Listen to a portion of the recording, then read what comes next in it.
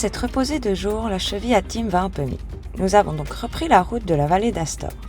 La route suit une rivière avec plein de petits villages parsemés à droite à gauche. Nous avions 130 km à faire et ça nous a pris plus de 6 heures. Effectivement, c'était long.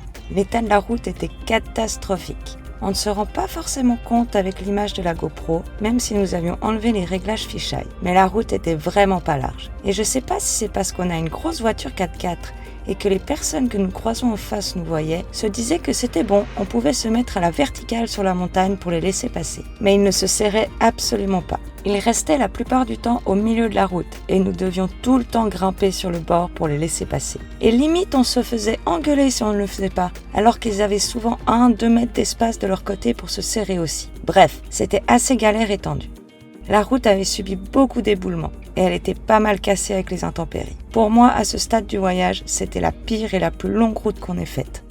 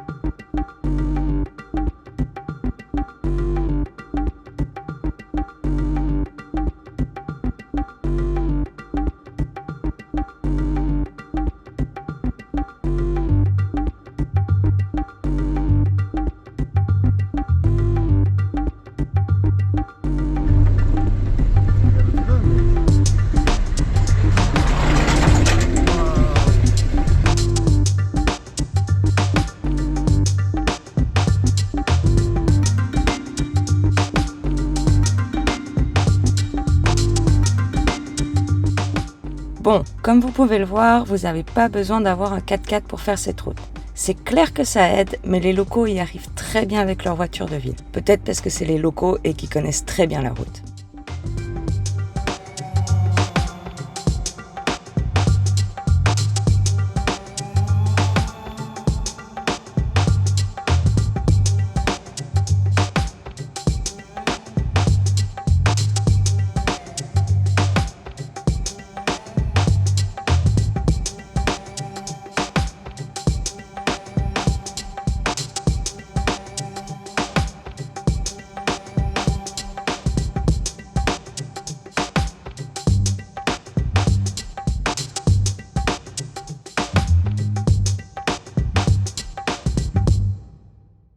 Nous quittons enfin cette maudite route et nous rejoignons la route qui va à Gilgit.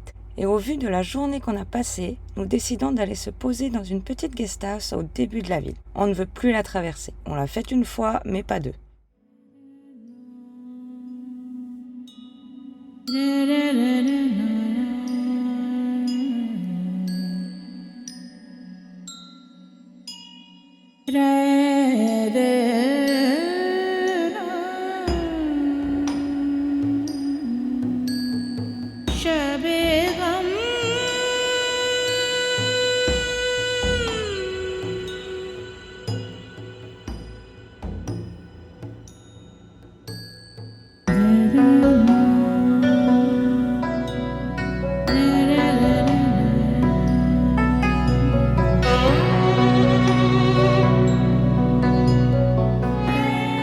Arrivés à Gilgit, nous retrouvons Mark, avec qui nous avions traversé le Balouchistan. Le propriétaire de la guest house est un Pakistanais qui a vécu à Ibiza durant sa jeunesse. C'était durant les années 60-70. Il nous a montré son livre avec plein de vieilles photos de lui et de ce qu'il a vécu là-bas. Il a créé dans sa propriété un magnifique lieu vert, d'arbres et de fleurs, et même une piscine qu'il utilise l'hiver comme réservoir d'eau. Il avait besoin de retrouver ici l'ambiance qu'il avait à Ibiza. Après avoir partagé ce joli moment tous ensemble, nous avions mangé un mouton caraï, un plat succulent avec beaucoup de crème. Ce fut une très belle fin de journée et une très belle soirée de partage. Le lendemain matin, nous reprenons la Karakoram Highway pour nous rendre à Passau, dans la vallée de Humza. La route était de meilleure qualité, large et du bitume, et pas trop explosée comparée à la première fois que nous avions pris la Karakorum pour rejoindre Gilgit.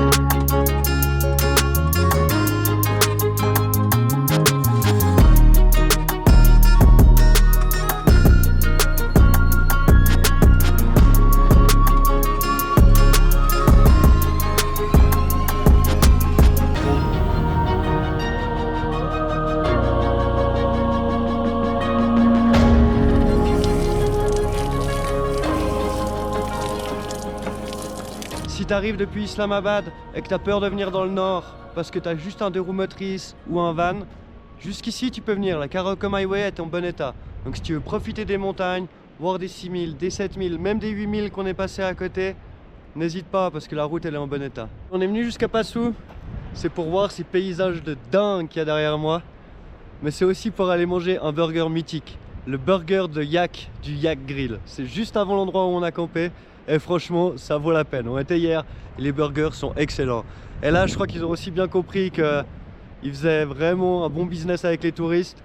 Et du coup, les prix de l'année passée, ils étaient moitié moins chers. Et cette année, ils ont doublé les prix. Franchement, ce point de camping, il est fou. Regardez-moi cette vue là. On a regardé le coucher du soleil hier, les nuages qui passaient devant. C'est exceptionnel.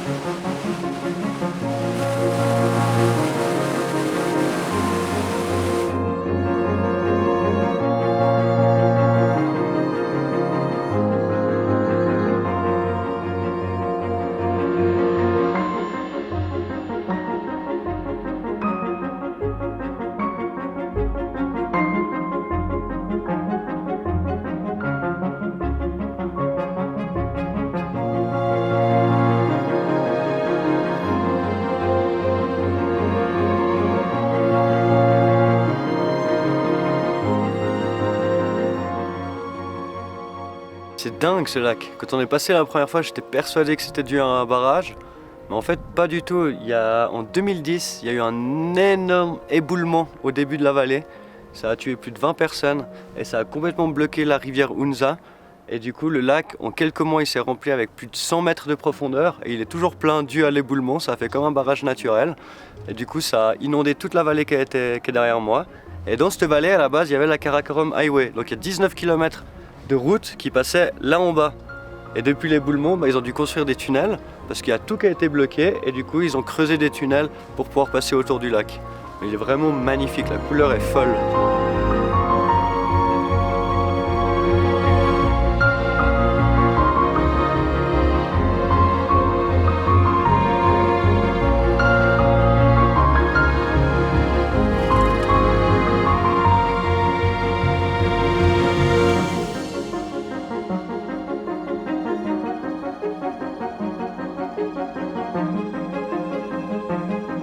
Ça fait plusieurs jours qu'on tourne autour de Srakapushi, on le voyait aussi légèrement depuis Gilgit, mais il y avait toujours eu des nuages en haut. Et là on a enfin une vue mais magnifique, dégagée, c'est vraiment trop beau. C'est un magnifique sommet. On a vu un autre, le Durian sur le chemin. C'est magnifique, on a de la chance d'avoir enfin une journée complètement dégagée où tu vois tous les beaux sommets, c'est magnifique. Le Rakapushi, littéralement mur brillant, est également connu sous le nom de Dumani, la mer des brouillards. Il fait 7788 mètres d'altitude. Il est le 26e plus haut sommet du monde et le 11e du Pakistan.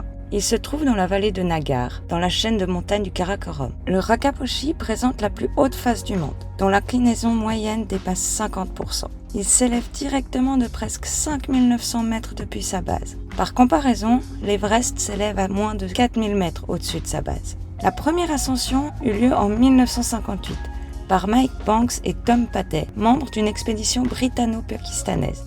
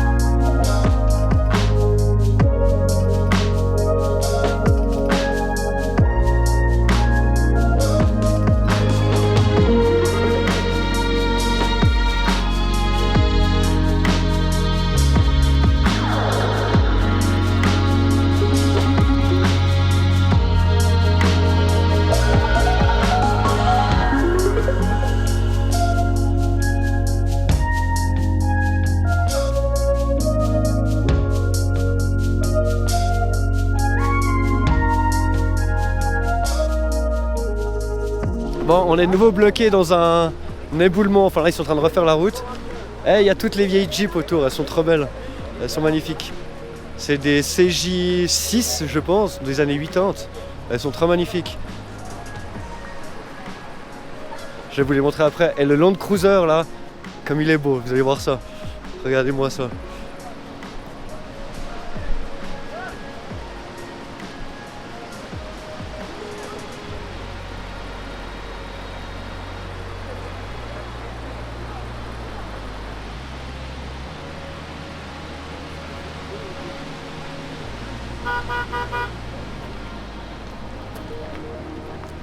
Ok, on est toujours bloqué.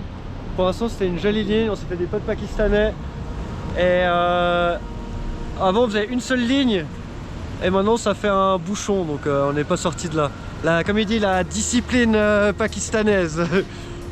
From Bannu, Waziristan. From Gilgit. From Hamsun. Ah ouais?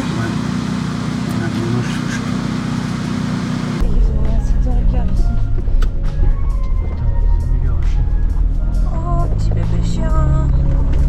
Moi je pense pas là.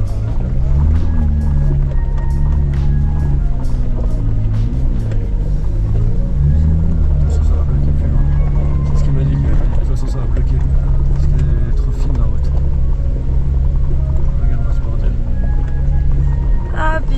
sang, c'est Ah vrai.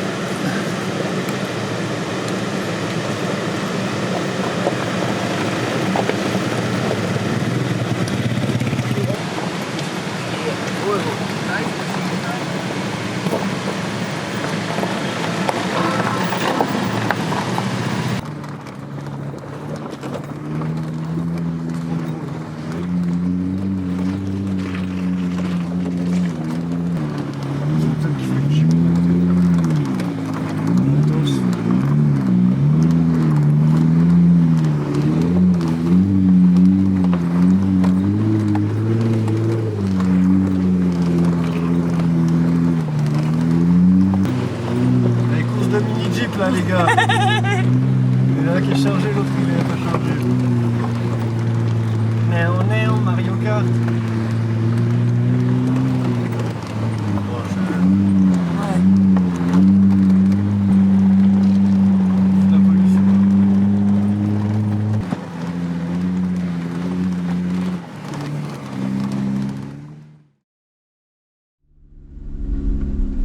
Ah, vous voulez le monter sur notre toit?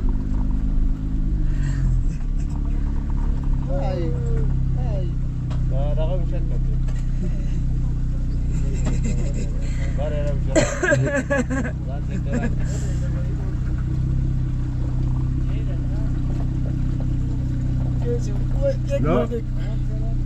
It's okay, no, not okay. Ciao. Go, go, go, go. Ok. Shukriya, thank you, bye bye.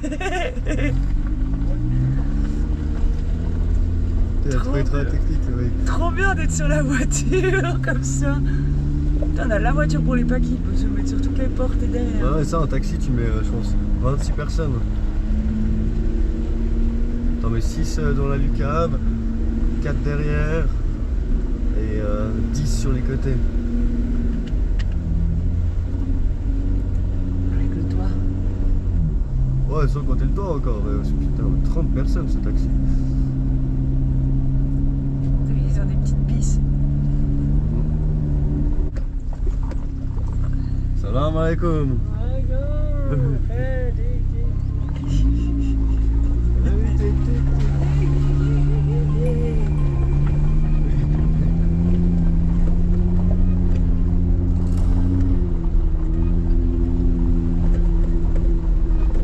Attention, il y a un trou. Salam alaikum.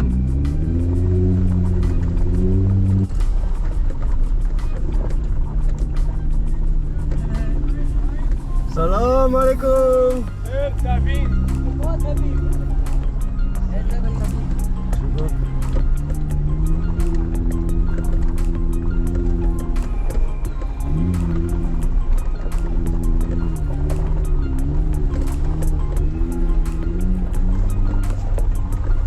Elle est trop fine, tu vois, pour moi.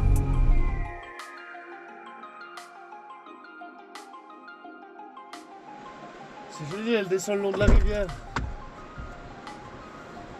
Ah, mais il n'y a pas de route le long de la rivière. Oui, oui. Elle avance un tout petit peu, tu vas voir. Ok, donc c'est bon. Ouais. Je sais pas. Tu vois, là-bas en bas.